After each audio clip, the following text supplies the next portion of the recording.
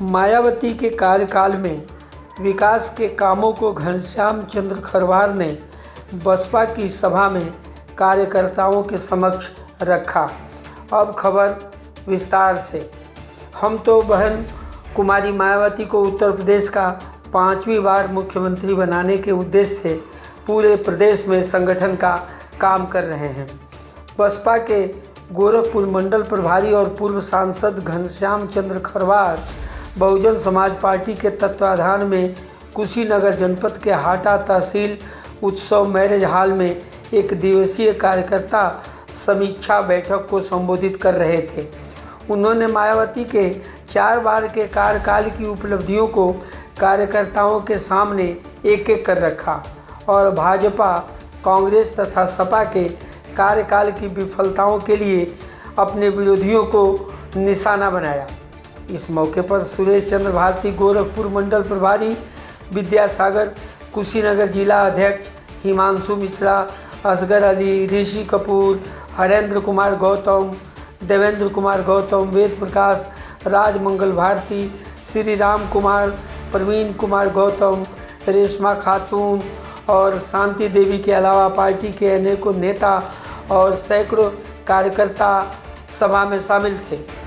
हम आपको बता दें कि कार्यक्रम के आरंभ में घनश्याम चंद्र खरवार ने डॉक्टर बाबा साहब अम्बेडकर और कांसी राम की तस्वीर पर माल्यार्पण कर उनकी पवित्र स्मृति का अभिवादन किया।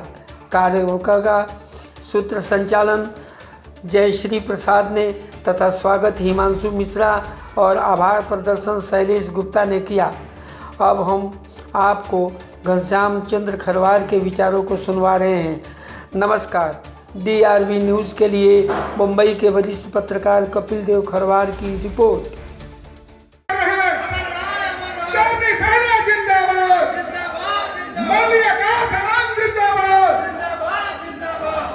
सम्मानित साथियों, मैं माननीय मुख्य अतिथि जिसको मैं तेरे से पहले एक बात जरूर कहना चाहता हूं कि जरूर किसी ने आपको दिल से पुकारा होगा, जरूर किसी ने आपको दिल से पुकारा होगा। एक बार आपको चाँद भी निहारा होगा, मायूस हुई होगी आसमान की वो तारे। कब माननीय खरवार साहब, जब खुदा ने आपको इस जमीन पे उतारा होगा, इस जमीन पे उतारा होगा। आदरणीय खरवार साहब। महात्मा ज्योतिबा राव फूले जी को नमन करता हूँ, वंदन करता हूँ।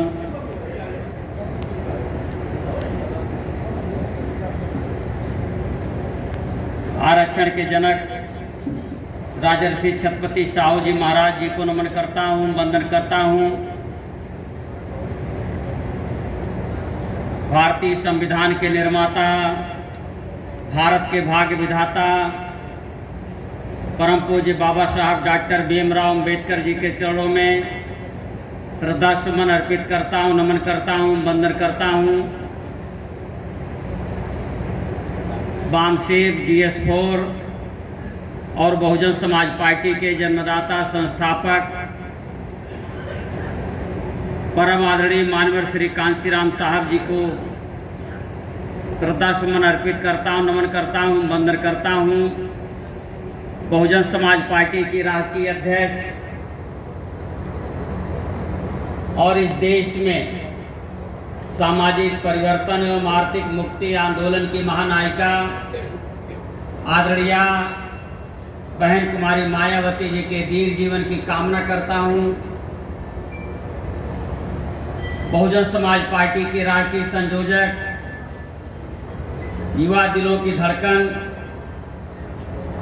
परम सम्माननीय माननीय श्री आकाश आनंद जी के उज्जवल भविष्य की कामना करता हूँ। और आज हाटा में बहुजन समाज पार्टी के पदाधिकारियों, कार्यकर्ताओं की अति आवश्यक बैठक की अध्यक्षता कर रहे गोरखपुर मंडल के मुख्य मंडल के प्रभारी माननीय सुरेश चंद्र भारती जी, हमारे बीच में गोरखपुर मंडल के सामाजिक भाईचारा के संयोजक माननीय श्री असगर अली जी, हमारे बीच में माननीय बहुत ही सीनियर साथी माननीय हरेंद्र कुमार गौतम जी, बहुत ही वरिष्ठ नेता माननीय हिमांशु मिश्रा जी, कार्यक्रम के संचालक माननीय जयश्री प्रसाद जी, जिला के अध्यक्ष माननीय विद्यासागर जी, माननीय राजमंगल भारती जी, तमाम साथी, भारी संख्या में हमारी माँ बहनें यहाँ मौजूद हैं, जिसमें बहुत ही सीनियर नेता श्रीमती रेशमा खातून जी, श्रीमती शांति देवी जी, श्रीमती सबीरा खातून जी, श्रीमती शकीला खातून जी, तमाम साथी बड़े पैमाने पर यहाँ हजारों की संख्या में यहाँ पे आप सभी लोग इकट्ठा हुए हैं।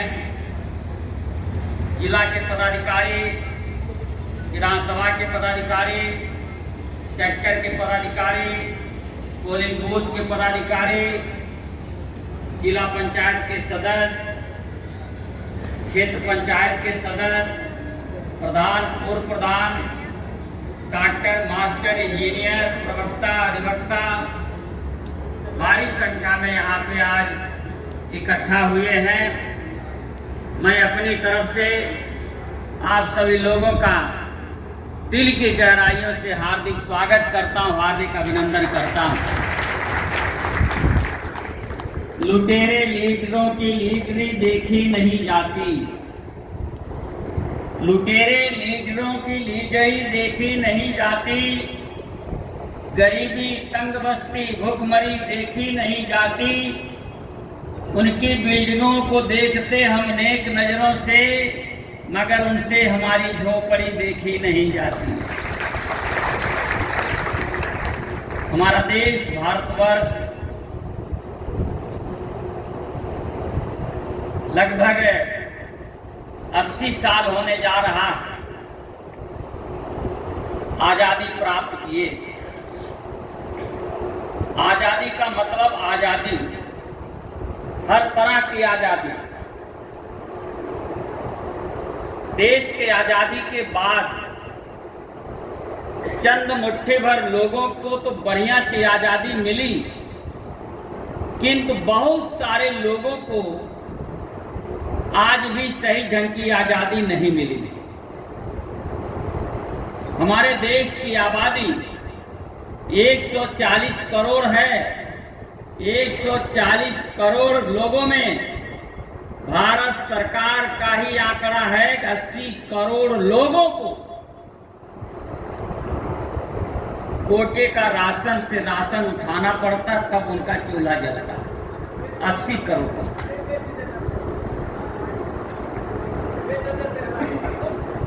और हमारे देश में बहुत अच्छा जलवायु है, गर्मी है, जाड़ा है, बरसात है। 4-4 महीना के हिसाब से जैसे कंप्यूटर में फील्ड है, बराबर मौसम वैसे बना रहता। किसी भी फसल के लिए गर्मी, जाड़ा, पानी जरूरी है, गर्मी जरूरी है।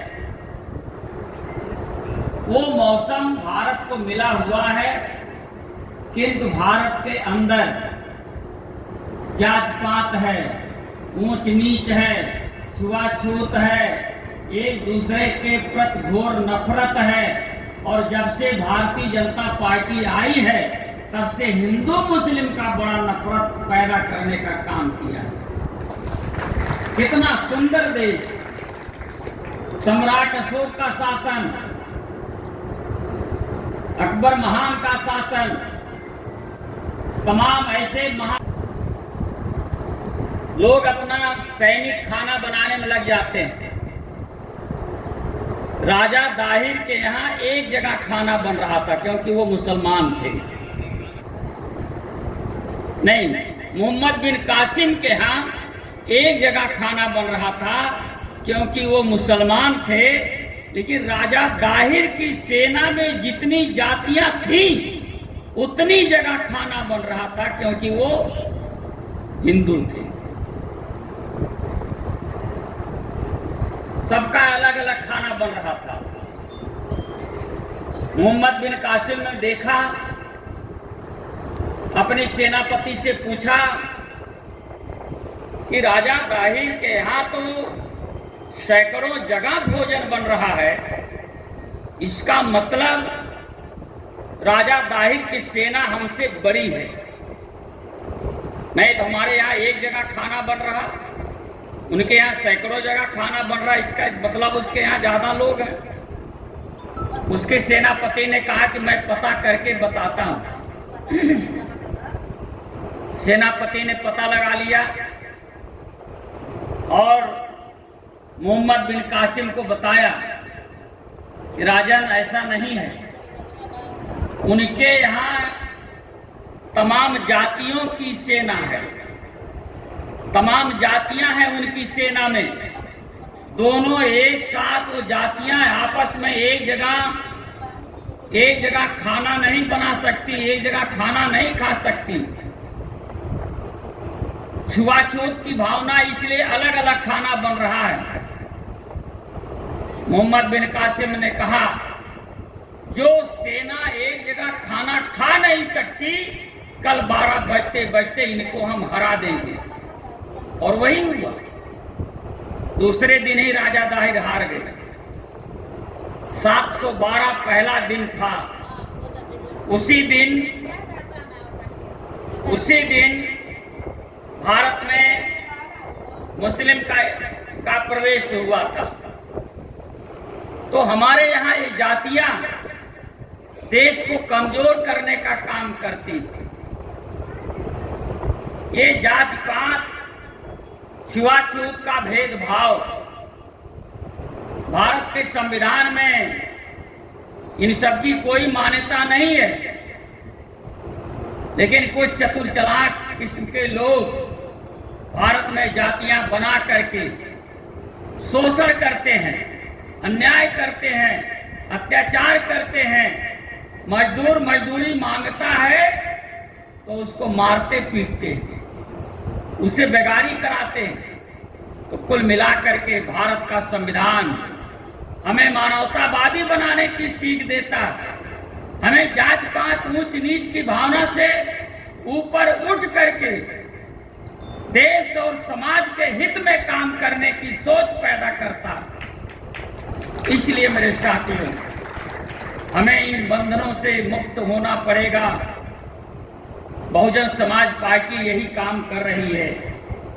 बहुजन समाज पार्टी में हर वर्ग के लोगों का सम्मान हुआ, चाहे ब्राह्मण समाज के लोग हों, चाहे क्षत्रिय समाज के लोग हों, चाहे वैश्य समाज के लोग हों, चाहे शूद्र समाज, अतिशूद्र समाज, हर समाज के साथ बहुजन समाज पार्टी की सरकार ने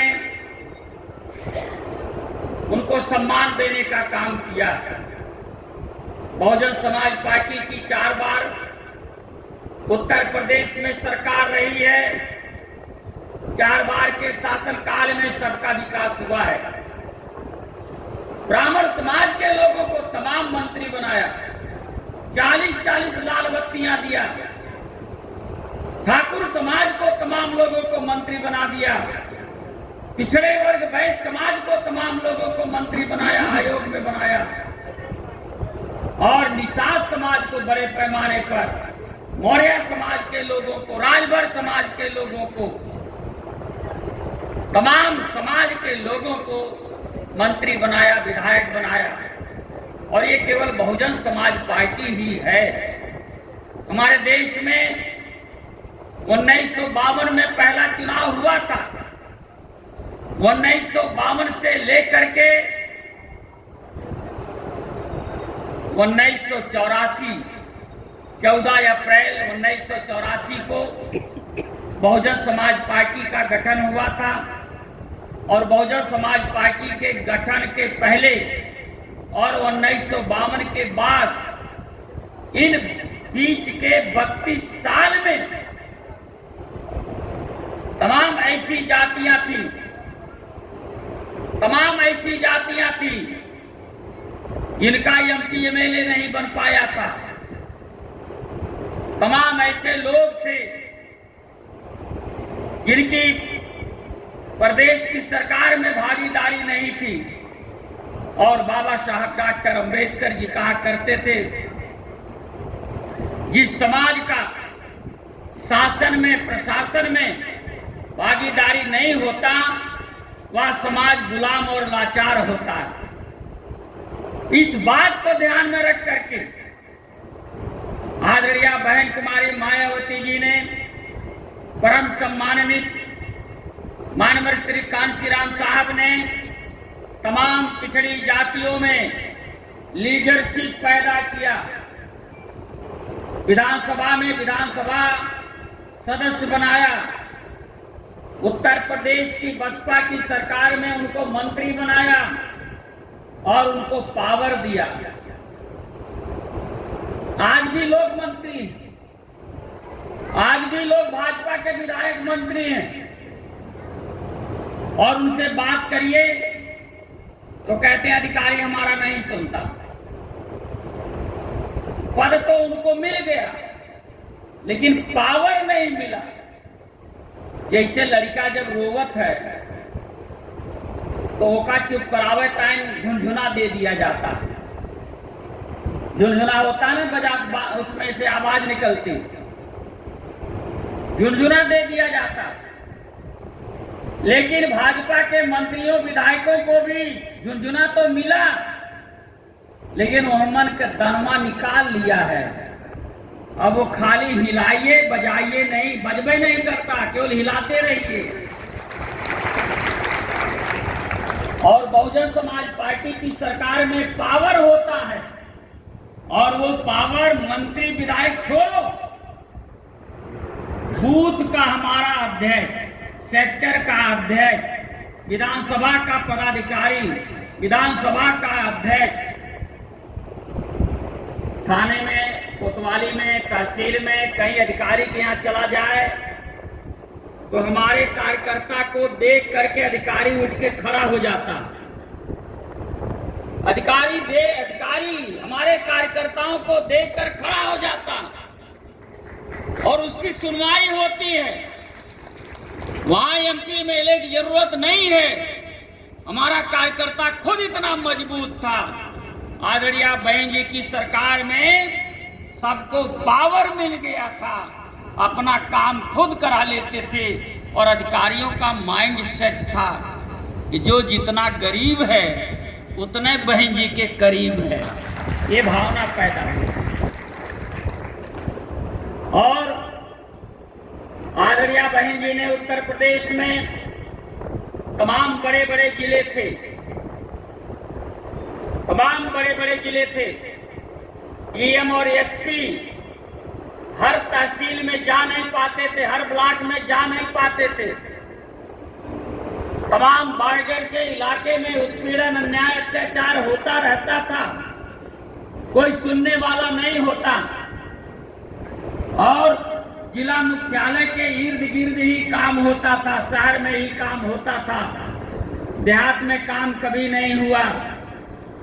शहरों में ही सीसी रोड बनता था, नाली बनता था, खड़ंजा लगता था। लेकिन आदरणीय बहन कुमारी मायावती जी के मुख्यमंत्रित्व काल में एक साल में एक ब्लॉक में 10 गांव, एक साल में एक ब्लॉक में 10 गांव अंबेडकर ग्राम योजना में चयनित किया और वहां पे सड़क बनाने का काम किया। वहां बिजली के खंभे लगवाकर बिजली देने का काम किया। वहां नाली खड़ंजा बनवाने का काम किया। वहां गरीबों के लिए रहने के लिए आवास का इंतजाम किया। शुद्ध पानी पीने के लिए पानी का इंतजाम किया। वहां प्राइमरी पाठशाला बनवाया। वहां जूनियर हाई स्कूल बनवाया। विधवा वृद्धा विकलांग पेंशन और उसकी धनराशि को दुगना करके आवंटित करने का काम किया। ये अंबेडकर गांव योजना में 27 योजना के तहत अंबेडकर गांव योजना में काम हुआ। ये पहली बार गांव का विकास हुआ। उस समय मुझे याद है प्रधान लोग हमारे पदाधिकारियों के पास दौड़ते थे कि हमारा गांव अंबेडकर गांव योजना में करवा दीजिए। तमाम गांव हुए आदरणीय बहन जी ने बैकलॉग की भर्ती किया। बैकलॉग क्या होता है? जैसे वांट निकला, 100 सीट के लिए वांट निकला, लोगों ने फॉर्म भरा, परीक्षा दिया, पास हुए, इंटरव्यू हुआ और शेड्यूल कास्ट और बैकवर्ड के पद के अभ्यर्थियों के बारे में नॉट अवेलेबल, नॉट सुटेबल, उपलब्ध नहीं है, उपयुक्त नहीं है, कह करके भर्ती को उनका रोक दिया। पता लगा 25 सीट खाली रह गई, 50 सीट खाली रह गई। धीरे धीरे धीरे आजादी के बाद से वो पद ऐसे खाली रहा।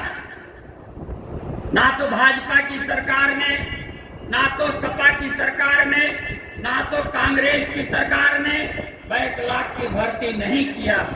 जब बहन कुमारी मायावती जी को आप सब लोगों ने मुख्यमंत्री बनाने का काम किया तो बैकलॉग की भर्तियों को पिछड़े वर्ग और अनुसूचित जात जनजाति के अभ्यर्थियों से पूरा किया।